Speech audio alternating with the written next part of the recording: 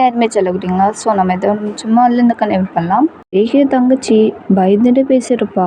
So செம்ம ஷாக்காக இருப்பான் ஜேகே. ஸோ இதோட நம்ம சின்ன வாங்க கதைக்குள்ளே போகலாம். இந்த குரலை கேட்டோன்னா அப்படியே பதட்டமாக பேசுகிறான் அவன் தங்கச்சி கிட்ட காலில் தான். தங்கச்சிம்மா பயப்படாத, ஒன்றும் இல்லை, அண்ணா நான் வந்து உன்னை காப்பாற்றிடுவேன், நீ பயப்படாமல் தைரியமாக இரு. ஜேகே அவள் பயப்படக்கூடாதுன்னு சொல்லிட்டு அவளை தைரியப்படுத்துகிற மாதிரி கம்ஃபர்ட் பண்ணி பேசிக்கிட்டு இருக்கான் காலில். ஜேகே தான். சாரா ரொம்ப பயப்படுறா. அன்னைக்கிட்ட சொல்லி சொல்லி எழுதுறா. அண்ணா எனக்கு பயமா இருக்குண்ணா, எல்லாரும் பார்க்கவே ரொம்ப முரட்டாளங்களா இருக்காங்க, அதுவும் இல்லாமல் அவங்க கையில் கன்னு என்னென்ன திங்ஸை வச்சுருக்காங்கண்ணா, பயமா இருக்குண்ணா, சீக்கிரம் வாண்ணா அப்படின்ட்டு. ஸோ சாரா ரொம்ப அழுதுட்டு பேசிக்கிட்டு இருக்கா. ஜிக்கிக்கு ரொம்ப கஷ்டமாக இருக்குது. தங்கச்சி ரொம்ப பயந்துட்டு அழுதுட்டு இந்த நிலைமையில அவள் பேசுகிறத அவனால கேட்க கூட முடியல. இருந்தாலும் அவன் தைரியத்தை வளர்த்துட்டு அவளை கன்ஃபர்ட் பண்ணிக்கிட்டு இருக்கான். ஒன்றும் இல்லை தங்கம், இங்கே பாரு அண்ணன் இருக்கேன், இங்கே பாரு எதுக்கும் பயப்படக்கூடாது, அண்ணன் உன்னை கண்டிப்பாக வந்து காப்பாற்றுவேன், நீ தைரியமாக இரு சரியா, ஒன்றும் இல்லை அண்ணன் சொல்கிறேன்ல அப்படின்ட்டு அவளை கன்ஃபர்ட் பண்ணுற மாதிரி பேசிக்கிட்டு இருக்கான் நம்ம ஜேகே தான். ஸோ சாராவும் சீக்கிரம் வாண்ணா சரியா. சாரா அவங்க அண்ணன்கிட்ட பேசிட்டு போகும்போதே ஃபோனை பிடுங்கிறான் தயங்கோட போடியாரு. ஃபோனை கட் பண்ணிடுறான். ஸோ நம்ம ஜேகே அப்படியே தயங்க பார்த்து முறைக்கிறான். ஸோ தயங்க இவள் ஸ்மெல் பண்ணிட்டு தயம் ஜேகே பார்த்துட்டு, என்ன இன்ஸ்பெக்டர் முறைக்கிறீங்க, உங்கள் தங்கச்சிக்கிட்ட புதவில் உங்கள் தங்கச்சிக்கிட்ட பேசிட்டீங்களா? தயங்கு ரொம்ப கிண்டலாகவே நம்ம ஜேகே பார்த்து சொல்கிறான். ஸோ ஜேகே செம்ம கோவத்தில் தயங்கோட காலர் ஷர்ட்டை பிடிச்சிட்டு செம்ம கோவத்தில் கேட்டுட்ருக்கான். என் தங்கச்சி கடத்தி வச்சிருக்க, இவங்க மாதிரி என் தங்கச்சி விட்டுரு. ஜேகே செம்ம கோவத்தில் இந்த மாதிரி நம்ம தயண்ட சொல்லிகிட்டு இருக்கான். ஸோ தயங்கு ஜேகே பார்த்துட்டு, என்ன இன்ஸ்பெக்டர் உன் தங்கச்சி விடணுமா? என்னோட பாடிக்கார உன் தங்கச்சி தூக்க சொல்லிட்டு கஷ்டப்பட்டு அவங்க தூக்குவாங்களாம், கஸ்டடியில் வச்சுருப்பாங்களாம். இவ்வளவும் பண்ணிட்டு நீ சொன்னோன்னா நான் சொன்னதுக்கப்புறம் என் பாடி கார்ட்ட சொல்லுவேனா, டேய் அவன் தங்கச்சியை விடுங்கடா, உன் தங்கச்சி உன் கையில் தூக்கி கொடுக்குதுங்கண்ணா, ஆனால் இழுச்சா வாயனா. இங்கே பாரு இன்ஸ்பெக்டர், தேவையில்லாத விஷயம்லாம் பேசி நீ தான் டைமை வேஸ்ட் பண்ணிக்கிட்டு இருக்க. அங்கே உன் தங்கச்சி உயிர் ஆபத்தில் இருக்கு. ஸோ அவளோட உயிர் உன் கையில், போகிறது போகாதது உன் கையில் தான் இருக்கு. அதை யோசி.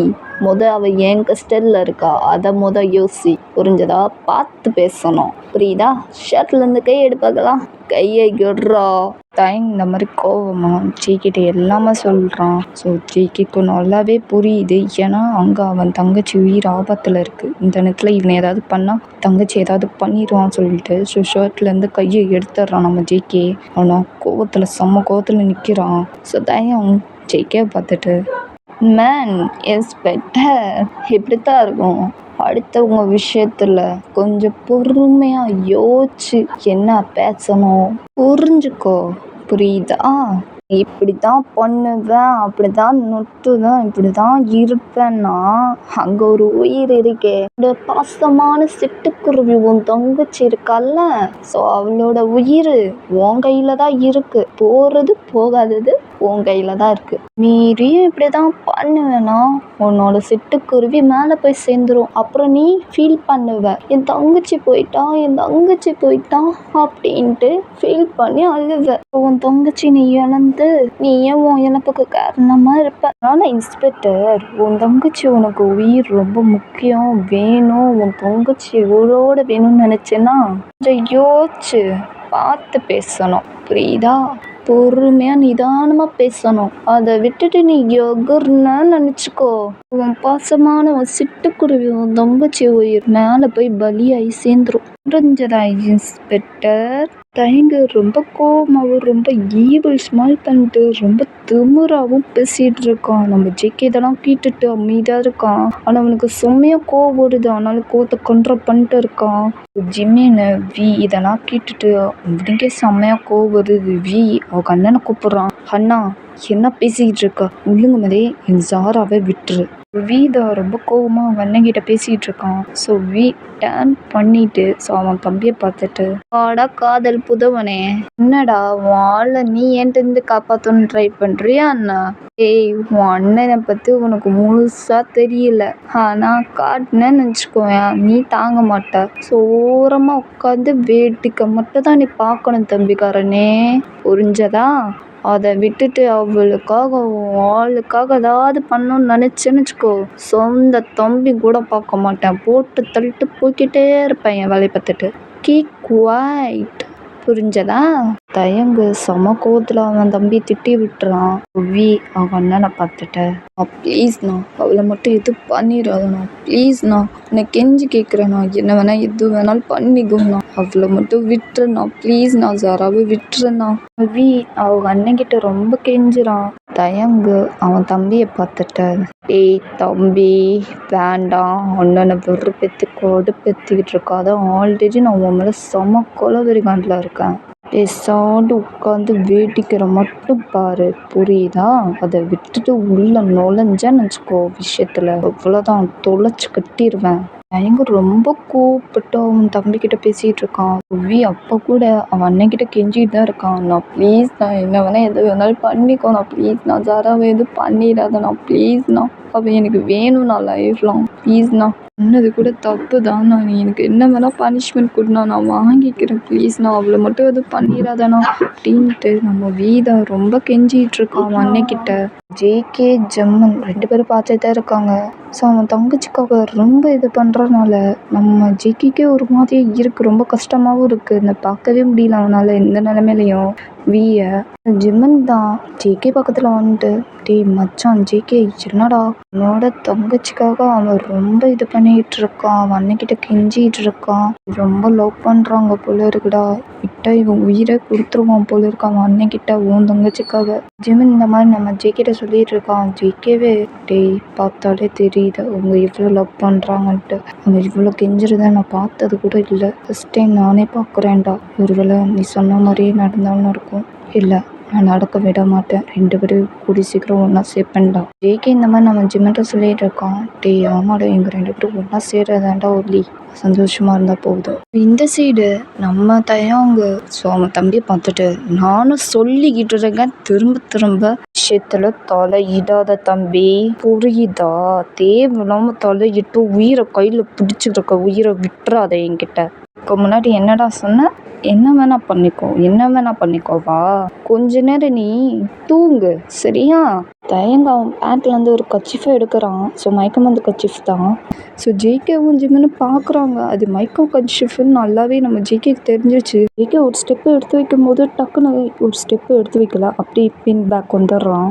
யோசிச்சு பார்க்குறான், ஏன்னா அவன் தங்கச்சி உயிரை உங்கள் ஆபத்தில் இருக்கு அப்படின்ட்டு அப்படியே அமைதியாக இருக்கான். ஸோ ஜிவன் பார்க்குறான், ஜேகே என்னடா அவன் என்ன பண்ணுறான்னு பாரு, தயங்கு அவன் தம்பியை கச்சிஃப் வச்சு மைக்கம் வந்து இது பண்ண போகிறான்டா, தடுத்து நிறுத்துடா அப்படின்னு சொல்லிட்டு நம்ம ஜிம்மன் தான் சொல்கிறான். ஸோ ஜேகே ஜிம்மனை பார்த்து, சாரிடா என்னால் முடியாதுடா. ஜேகே இந்த மாதிரி நம்ம ஜிம்மனை பார்த்து சொன்னோன்னா, ஸோ ஜிம்மனை என்னடா இப்படி சொல்லிட்டு இருக்க? ஜேகே ஜிம்மன்ட்ட சொல்கிறான், டேய் நான் ஒரு ஸ்டெப் எடுத்து வச்சாலும் கோபத்தில் போய் ஏதாவது பண்ண அவளுக்கு போடிக்கிற கால் பண்ணி அவளை போட்டு தள்ளிடுங்கன்னு சொல்லிட்டோன்னா அவங்க போட்டு தள்ளிடுவாங்கடா என் தங்கச்சியை. அப்புறம் நான் என் தங்கச்சி இல்லாமல் நான் எப்படி இருப்பேன்? அப்போ தான் நம்ம ஜிமினுக்கு புரியுது இதனால இவன் போய் தடுத்து நிறுத்தலன்ட்டு. நம்ம ஜிமினும் சரி ஓகேடா எனக்கு புரியுது, ஆனால் இவன் நிலைமை நம்ம முன்னாடி மோசமாக போகுதுடா, என்னாலையும் பார்க்க முடியாதான் ஜிமினா, ஆனால் எனக்கு வேறு வழி தெரில ஜிமினா, என்ன பண்ணுறதுன்னே தெரில ஜிமினா, ஆனால் ஒரு செகண்ட் நான் போய் தடுத்து நிறுத்திடுவேன், ஆனால் என் தங்கச்சி உயிர் இருக்குடா, அதனால தான் என்னால் ஒன்றும் பண்ண முடியாத நிலமையில நான் இங்கே நிற்கிறேன், இல்லை நான் இந்நேரம் அவன் கையில் இருக்க அந்த கச்சேஃபை போட்டிங்க அவனை ஒரு பஞ்ச் பண்ணி கீழே பட்டுக்க போட்டு ஏதாவது பண்ணியிருப்பேன், ஆனால் முடியாமல் நின்றுட்டுருக்கேன். ஜேகேவும் ரொம்ப ஃபீல் பண்ணி ஜிம்மன்ட்ட சொல்லிட்டு இருக்கான். ஸோ ஜிம்மன் தான் ஜேகே கம்ஃபர்ட் பண்ணிட்டு இருக்கான். சரி விடு பார்த்துக்கலாம் அப்படின்ட்டு. வேறு வழி இல்லாமல் 2 பேருமே கோவத்தில் தான், வேறு வழியே இல்லாமல் எல்லா கோவத்தையும் கண்ட்ரோல் பண்ணிட்டு அப்படின்னு ஜிம்மனுக்கும் ஜேகேக்கும் ரொம்ப கஷ்டமாக தான் இருக்குது, ஆனால் வேறு வழியே இல்லாமல் பார்த்துட்டு இருக்காங்க. இந்த சைடு தயங்க. ஸோ அந்த மைக்கம் அந்த கச்சிஃபை எடுத்துகிட்டு அவன் தம்பியை பார்த்துட்டு, பாசக்காரன் என் செல்ல தம்பி, நீ கொஞ்ச நேரம் ஆழ்ந்த சின்னல்ல தூக்கத்தில் சரியா? தயங்கு இந்த மாதிரி அவன் தம்பிகிட்ட சொல்லிட்டு அப்படியே அந்த மயக்கம் வந்து கச்சிஃபை எடுத்து வியோட மூஞ்சில வச்சு செம்மையாக ப்ரெஸ் பண்ணிட்டு இருக்கான். ஒன்றும் இல்லை தங்கம், ஒன்றும் இல்லை, கொஞ்சம்தான் தம்பி தங்கமே, அவ்வளோதான். அப்படியே அவன் அண்ணன் ஷோல்டர்லேயே மயங்கி விழுந்துடுறான். தயங்க அவன் தம்பியை தாங்கி பிடிச்சிட்டு ஸோ ஒரு பாடிகார்டை கூப்பிடுறான். டேய் பாடிகார்ட். பாஸ் சொல்லுங்க பாஸ். என் தம்பியை சேஃபாக காரில் படுக்க வைங்க. Okay pass. தயங்கு அவன் தம்பியை அப்படியே அவன் பாடிகார்ட்டை கொடுத்துட்றான். தயங்கு அவன் பாடிகார்டை பார்த்துட்டு எதுக்கும் இவன் தப்பிக்க முயற்சி பண்ணுவான், இவன் கூடயே இருங்க, முக்கியமாக இவன் கை காலெல்லாம் கிட்டே இருக்கட்டும், புரிஞ்சதா? ஓகே பாஸ், நீங்கள் சொன்ன மாதிரியே நாங்கள் பண்ணிடுறோம் பாஸ், கூட்டிகிட்டு போங்க அப்படின்னு சொல்லிட்டு இன்னும் அடுத்த செகண்டே கூட்டிகிட்டு போய் சேஃபாக படுக்க வச்சிடறாங்க தயங் கார்லேயே. தயங் சொன்ன மாதிரியே ஸோ அவன் பாடிகார்டும் கை கால்லாம் கெட்டி போட்டு தான் வச்சுருக்காங்க. பாடிகார்டு கூட தான் இருக்காங்க. ஸோ தயங் வந்து சொல்லியிருப்பான் அவன் கூடயே இருங்க அப்படின்ட்டு. ஸோ அதனால அவன் கூடயே தான் இருக்காங்க காரில். தயங்க அப்படியே ரிட்டன் திரும்பிட்டு நம்ம ஜேகே பெஞ்சமினை பார்த்தது. ஒரு வழியா என் தம்பன் காதல் புதவனை தூங்க வச்சாச்சு. ஒரு வழியா வேலை முடிஞ்சது. நம்ம விஷயத்துக்கு வரலாமா? தயங்கு ஜேகேவை பார்த்துட்டு இன்ஸ்பெக்டர் சொல்லுங்க, இப்போ நீங்க சொல்லுங்க, எந்த டிஸ்டர்பும் இல்லை, சொல்லுங்க. ஜேகே தயங்க பார்த்து எதுக்கு நீ இப்போ அவனுக்கு மயக்க மருந்து கொடுத்து எதுக்கு அவனை படுக்க வச்ச? இப்போ அவன் என்ன பண்ணா? இப்போ ஜேகே ரொம்ப கோவமாக இந்த மாதிரி நம்ம தயன்ட்டு கேட்டோன்னா ஸோ தயங்கு ஜேகே பார்த்துட்டு ஒன்றும் இல்லை இன்ஸ்பெக்டர், இவ்வளோ தூரம் சொன்னேனே தலையிடாத, உள்ளே வந்து பூந்து விளையாடாத, தேவையில்லாம விஷயத்துல நுழையாதுன்னு சொன்னேனே, பொறுமையாக தானே சொன்னேன், கேட்டிருக்கலாம் என் தம்பி, கேட்கல, அதான் கொஞ்ச நேரம் ஆழ்ந்த சிந்தத்தில் தூக்கத்தில் விட்டேன். என் தம்பியை ஏதாவது பண்ணா உனக்கு வலிதான், நான் கண்டிப்பாக வலிக்கும்ல, நான் இதை யோசிக்கல. காதல் மன்மதன் அவன், ஒரு தங்கச்சிக்காக அவனோட ஆள் கேர்ள் ஃப்ரெண்டுக்காக உயிரை விடுறது கூட தயாராக இருக்கான் பார்த்துக்கோ என் தம்பி. ரொம்ப லவ் பண்ணுறாங்க போல இருக்கு. எனக்கு தெரிஞ்சு என் தம்பி இப்படி இருந்தது கூட நான் பார்த்தது கூட இல்லை. இப்போதான் ஃபர்ஸ்ட் டைம் பார்க்குறேன். இதில் ஒரு சின்ன மிஸ்டேக் பண்ணிட்டான் பாரு என் தம்பி. வேற எவ்வளையாவது ஒருத்தரை லவ் பண்ணுன்னு சொல்லியிருந்தா கூட நான் ஓகே பண்ணி நானே மேரேஜ் பண்ணி வச்சிருப்பேன்.